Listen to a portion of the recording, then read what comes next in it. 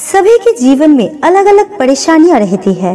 जो लोग धैर्य के साथ इनका सामना करते हुए आगे बढ़ते रहते हैं वो जीवन में सुख शांति प्राप्त कर लेते हैं, और जो लोग धैर्य खो देते हैं उनके सामने समस्याएं और ज्यादा बढ़ने लगती है। दोस्तों, इस कहानी को ध्यान से सुनना, आपकी जिंदगी बदल जाएगी। दोस्तों, स्वागत है आप सभी का हमारे ज्ञान तिलक चैनल में। ऐसी और वीडियो पाने के लिए हमारे चैनल को सब्सक्राइब जरूर कर लें। पुराने समय की बात है, नगर में रहने वाला सवल नाम का एक लड़का अपनी जिंदगी से बहुत निराश था। उसकी निराशा का कारण ये था कि अब वो कुछ भी नहीं करता था। उसके माँ बाप उसे ताने मारते कि तेरे सारे मित्र कुछ ना कुछ कर रहे हैं, लेकिन तू अभी भी घर में बैठा हुआ है। मित्र के बीच भी अक्सर उसका मजाक ही बनता था। वो कहीं जाता तो लोग उससे पूछते कि क्या कर रहे हो। उसे बताने में बड़ी शर्म आती कि अभी वो कुछ भी नहीं कर रहा है। धीरे धीरे उसने रिश्तेदारों के यहाँ जाना और लोगों से मिलना जुलना कम कर दिया। वो ज्यादातर समय अपने घर में बैठा रहता। वो अकेले में रोता, भगवान को कोसता और अपनी किस्मत को दोष देता। अब उसे अपनी जिंदगी बोझ सी लगने लगी थी। कभी कभी सोचता कि जब वो कुछ करने के लायक ही नहीं है तो फिर उसे जिंदा रहने का क्या फायदा, उसे तो मर जाना चाहिए। एक दिन वो अपने नगर की एक सड़क से गुजर रहा था, तभी उसने देखा कि एक गुरु दुख के ऊपर प्रवचन दे रहे हैं। वो भी उस भीड़ में जाकर बैठ गया और गुरु के प्रवचन सुनने लगा।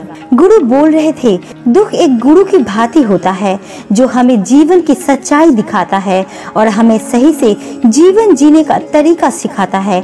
आप चाहे तो अपने दुख रूपी गुरु से जीवन जीना भी सीख सकते हैं और चाहे तो उस दुख में डूबकर बैठकर रो भी सकते हैं। सवल भी गुरु की सारी बातें ध्यान से सुन रहा था, लेकिन उसे गुरु की ये बातें सही नहीं लगी। उसने खड़े होकर कहा, दुख कुछ भी सिखाकर नहीं जाता, सिर्फ पीड़ा देकर जाता है। दुख की पीड़ा अनंत होती है। ऐसा लगता है इसके बाद कुछ भी नहीं होने वाला, कुछ भी नहीं मिलने वाला। मृत्यु भी उसके सामने छोटी लगने लगती है। गुरु ने कहा, आखिर क्या दुख है तुम्हें? सवल ने अपना सारा दुख गुरु के समक्ष कह सुनाया और पूछा, क्या आपके पास मेरे दुख का कोई समाधान है? ये सुनकर गुरु मुस्कुराए और बोले, जिस दिन तुम्हारे जीवन में सच्चा दुख आएगा उस दिन मेरे पास आना, मैं तुम्हारे दुख का समाधान अवश्य करूंगा। इतना कहकर गुरु वहां से चले गए। सवल ने सोचा, क्या मेरा दुख सच्चा नहीं है? क्या जिस दुख से मैं गुजर रहा हूँ वो झूठा है? कोई भी मेरे दुख को नहीं समझता। जब माँ बाप ही नहीं समझ पाए तो गुरु क्या समझेंगे? अपने दुखों से परेशान होकर सवल ने एक निर्णय लिया कि अब वो कुछ करके दिखाएगा। उसने छोटा सा व्यापार शुरू किया, लेकिन उसमें सफलता नहीं मिल रही थी, पर उसके घर वाले खुश थे कि वो कुछ तो प्रयास कर रहा है। वो अपने व्यापार में जुटा रहा और धीरे धीरे सफलता भी मिलने लगी। फिर उसने रफ्तार पकड़ ली। सिर्फ 3 साल के अंदर ही वो एक बड़ा व्यापारी बन गया। अब सवल के चारों तरफ ऐसे बहुत से लोग थे जो उसकी चिंता करते थे, उसे पसंद करते थे, उसके काम की प्रशंसा करते थे। अब उसके घर वाले भी उसकी प्रशंसा करते थकते नहीं थे। दिन प्रतिदिन उसके मित्रों की संख्या बढ़ती जा रही थी। अब वो अपनी जिंदगी से बहुत खुश था। उसके कुछ मित्रों ने उसे सलाह दी कि जब तुम बड़े व्यापारी बनकर इतना खुश हो तो सोचो, अगर तुम इस नगर के, इस राज्य के सबसे बड़े व्यापारी बन जाओगे तो तुम्हारे पास कितना सुख होगा, कितने लोग तुमसे जुड़ना चाहेंगे, तुम्हारा कितना यश फलेगा। स्वयं राजा भी तुमसे मित्रता करना चाहेंगे और जरूरत पड़ने पर तुमसे ही धन उधार लेंगे। मित्र की ये बात सवल के मन में घर कर गई। अब उसने और भी धन कमाने का प्रयास शुरू कर दिया, लेकिन उसे ये सब अब जल्दी चाहिए था। वो सब कुछ प्राप्त करने में अपना ज्यादा समय बर्बाद नहीं करना चाहता था, इसलिए उसने ऐसी भी कार्य शुरू कर दी जो उचित नहीं नहीं थी। उसने बड़ी मात्रा में अपने मित्रों से उधार लेना शुरू कर दिया। ज्यादा मुनाफा कमाने के लालच में अपने सामान में मिलावट करने लगा। उसने दूसरे व्यापारियों के खिलाफ षड्यंत्र भी रचे। उसने डराया धमकाया, जैसा जैसा उसका मित्र कहते गए वही करता गया।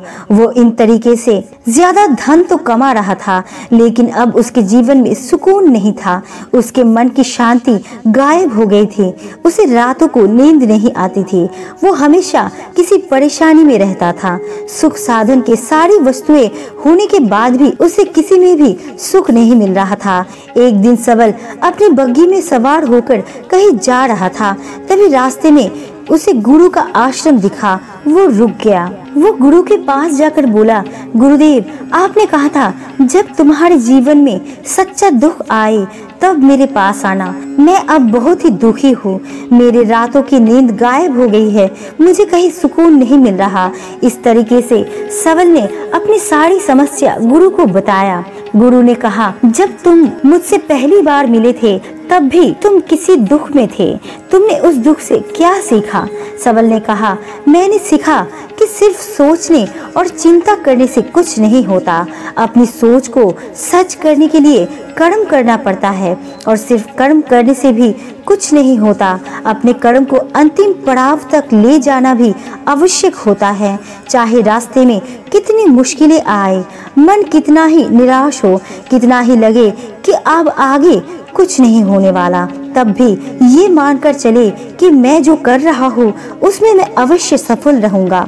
लोग सिर्फ सफल व्यक्ति को सम्मान देते हैं, फिर चाहे कोई कितना अच्छा क्यों ना हो, वो लोगों की नजरों में बोझ ही होता है। ये सुनकर गुरु मुस्कुराए और बोले, ये असली दुख नहीं है। जब तुम्हारे जीवन में असली दुख आए तब मेरे पास आना, मैं उसका समाधान अवश्य करूंगा। सबल ने जाते समय गुरु को सोने के सिक्कों से भरा एक घड़ा भेंट किया। घड़ा देखकर गुरु ने कहा, ये मेरे किसी काम का नहीं, इसे उस पेड़ के नीचे गड्ढा खोदकर दफना दो। सबल ने गुरु के कहे अनुसार घड़े को पेड़ के नीचे दफना दिया और वहां से चला गया। कुछ दिनों तक व्यापार अच्छी तरक्की कर रहा था, लेकिन गलत व्यापार की वजह से धीरे धीरे उस व्यापार में घाटा होने लगा। उसकी सारी धन संपदा धीरे धीरे खत्म होने लगी, और एक दिन ऐसा आया जब उसके पास कुछ भी नहीं बचा और वो कर्जे में डूब चुका था। लेकिन वो निश्चित था, क्योंकि उसने सारा कर्जा अपने मित्रों से ही लिया था। वो सोचता था कि उसके मित्र बुरे समय में उसका साथ देंगे, लेकिन ऐसा कुछ भी नहीं था। बुरा समय आते ही मित्रों ने अपना उधार मांगना शुरू कर दिया। उधार वापस न मिलने पर जान से मारने की धमकी भी दी। उसके चाहने वाले सब उससे दूर हो गए। उसके वो मित्र जो उसके साथ मौज मस्ती करते थे, सब उससे दूर भागने लगे।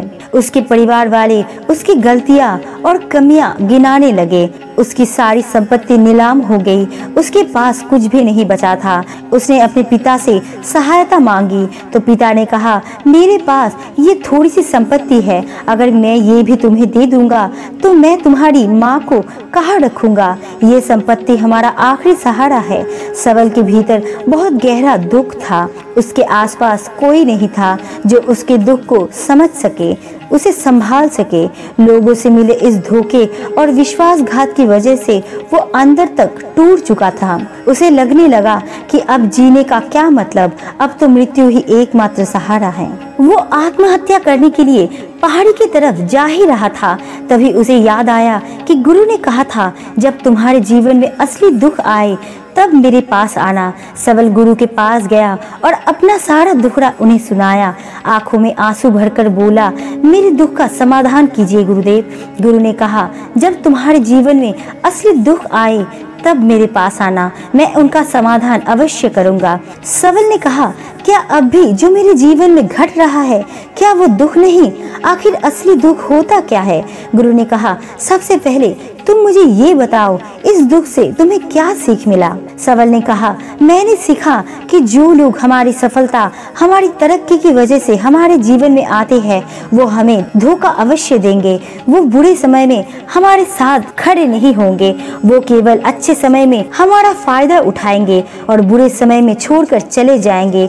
भरोसा केवल उन लोगों पर करना चाहिए जो हमारे बुरे समय में, असफलता के समय में हमारे साथ खड़े रहते हैं। लेकिन ऐसे लोग बहुत ही कम होते हैं, पर जिसके पास होते हैं उनकी कदर करनी चाहिए, उनका अपमान नहीं करना चाहिए। मैंने ये भी सीखा कि कभी किसी के खिलाफ षड्यंत्र नहीं रचना चाहिए। ईमानदारी और धैर्य के साथ काम करना चाहिए और कभी लालच नहीं करनी चाहिए। अपना सारा दुख और अनुभव बताने के बाद सवल आंखों में आंसू भरकर गुरु के सामने बैठा रहा। थोड़ी देर बाद गुरु उठे और उस पेड़ के नीचे गड्ढा खोदकर वो घड़ा बाहर निकाला जो सोने के सिक्कों से भरा हुआ था और उसे सवल को दे दिया और कहा, जब तुम्हारे जीवन में असली दुख आए तो मेरे पास आना। सवल ने गुरु को धन्यवाद दिया और प्रणाम करके वहां से चला गया। उसने उस धन से एक छोटा सा व्यापार शुरू किया। अब वो एक छोटा सा व्यापारी बनकर खुश था।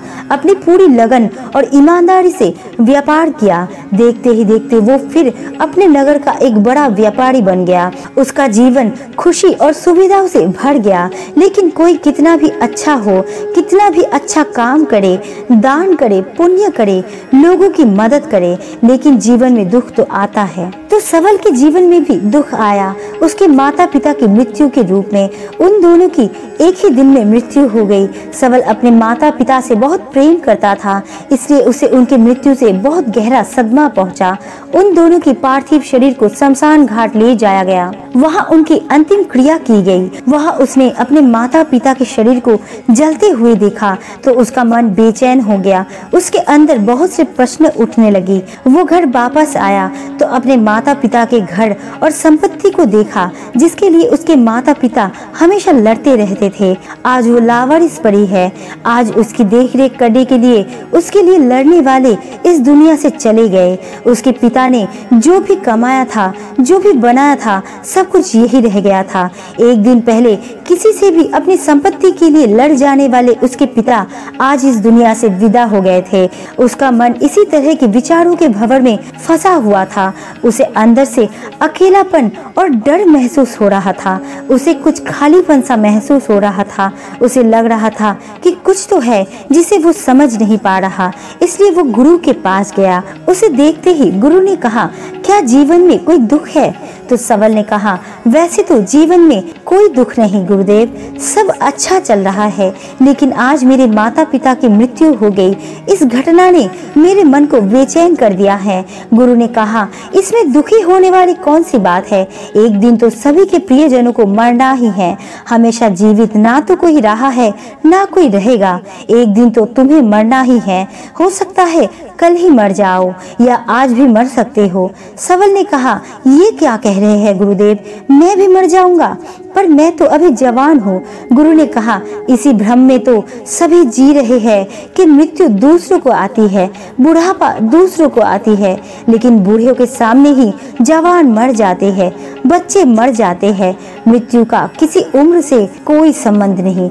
ये तो सबको अपना ग्रास बना लेता है। गुरु की ये बात सवल के मन में घर कर गई। वो चुपचाप वहां से चला गया, लेकिन उसका मन अब भी बेचैन था, अब भी परेशान था। वो कुछ खालीपन सा महसूस कर रहा था। वो पूरे दिन अपने बारे में सोचता ही रहा कि वो इस दुनिया में क्यों है। क्या सिर्फ चीजों को उपयोग करना और मरना ही जीवन का लक्ष्य है?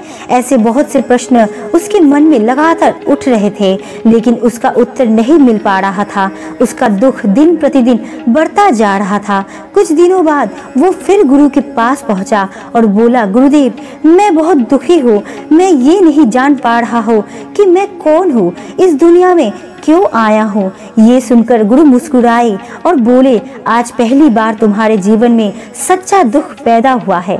वास्तव में यही वो दुख है जो दुख कहलाने के लायक है कि हमें पता ही नहीं कि हम कौन हैं, क्यों आए हैं, क्या करना है, कैसे करना है? सबल ने कहा, गुरुदेव मेरे इस दुख का समाधान कीजिए। गुरु ने कहा, हम सभी इंसान जीवन भर क्या इकट्ठा करते हैं? सबल ने कहा, हम सभी इंसान जीवन भर धन संपत्ति, मान सम्मान, परिवार, मित्र, शत्रु, पद, प्रतिष्ठा ये इकट्ठा करते हैं। गुरु ने कहा, क्या इकट्ठा हुई सभी चीजों से एक भी चीज साथ ले जाया जा सकता है? सबल ने कहा, नहीं गुरुदेव, इनमें से कुछ भी साथ नहीं ले जाया जाता। मेरे माता पिता के साथ कुछ भी नहीं गया, सब कुछ यही छूट गया है, परिवार, संपत्ति, सब कुछ। तो गुरु ने कहा, अब मेरी बातों को ध्यान से सुनना। इस दुनिया में हमें जो इकट्ठा करना है वो हम इकट्ठा नहीं करते। चीजें जो हमारे सामने होती है लेकिन हम उन्हें देखने का प्रयास नहीं करते। इस दुनिया में जिस चीज को इकट्ठा करना है वो हम खुद है। हमें खुद को इकट्ठा करना है ताकि जब मृत्यु हो तो हम एक हो सके और स्वयं को पहचान सके। हम भीतर से बटे हुए हैं। हम बटे हुए हैं प्रेम में, नफरत में, क्रोध में, जलन में, धन में, संपत्ति में, पद में, प्रतिष्ठा में, मान में, पहचान में, धर्म में, जाति में। ऐसे ही सैकड़ों हजारों चीजों और वासनाओं से हम बटे हुए हैं। हम टुकड़ों में जीवन जी रहे हैं। इस बंटवारे की वजह से हमारी चेतना कभी एक नहीं हो पाती। हमारी चेतना बिखर गई है। इसलिए हमारे पास इतना समय नहीं है, इतना भी ऊर्जा नहीं है कि हम मुड़कर एक बार अपने भीतर देख सके। वास्तव में जिस धन की कमी, सुविधाओं की कमी, मान सम्मान की कमी को लोग दुख समझते हैं और जीवन भर उसे दुख बोलकर रोते हैं, उसका समाधान खोजने का प्रयास करते हैं, उन्हें उनका समाधान कभी मिलेगा ही नहीं। क्योंकि जिन्हें लोग दुख कहते हैं वो असल में दुख है ही नहीं। वो तो सिर्फ इंसान की चाहत है, उसकी इच्छा है जिसकी पूर्ति कभी नहीं की जा सकती। इसलिए यहाँ व्यक्ति को ऐसे दुखों का कभी समाधान मिलता ही नहीं। इसलिए इन सब के ऊपर अगर अपने दुखों का परम समाधान चाहिए तो सबसे पहले अपने आप को इकट्ठा करो। अपने ऊर्जा को इस संसार से वापस खींचो और एकत्रित करो। अपने ऊपर ध्यान दो, खुद पर ध्यान लगाओ। पहले अपने आप को पहचानो, ऐसे ही बिखरते हुए मत चलो। सबल ने कहा, क्या गुरुदेव हमें ये संसार छोड़ देना चाहिए? अपनी सभी इच्छाओं को मार देना चाहिए? किसी से भी प्रेम नहीं करना चाहिए? धन संपत्ति इकट्ठा नहीं करना चाहिए? मान सम्मान की आशा छोड़ देनी चाहिए?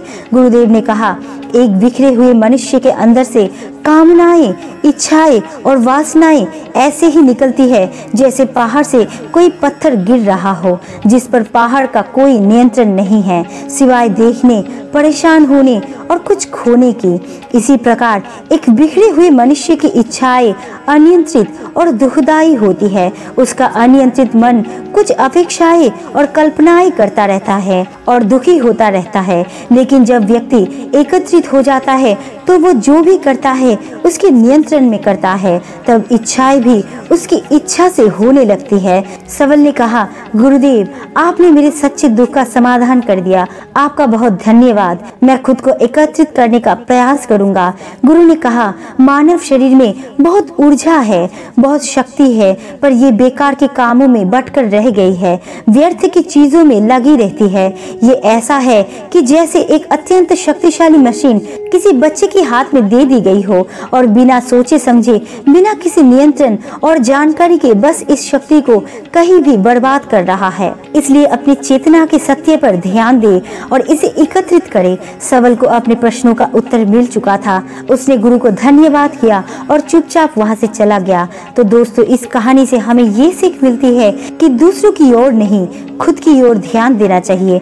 दूसरों से नहीं, खुद से प्रतियोगिता करनी चाहिए। अपनी योग्यता पर भरोसा रखें। यही सुखी जीवन के सूत्र हैं। तो दोस्तों, आपको इस वीडियो से क्या समझ आया हमें कमेंट्स करके जरूर बताना, और वीडियो अच्छी लगी तो लाइक एंड सब्सक्राइब जरूर करना। आपका कीमती समय देने के लिए दिल से शुक्रिया।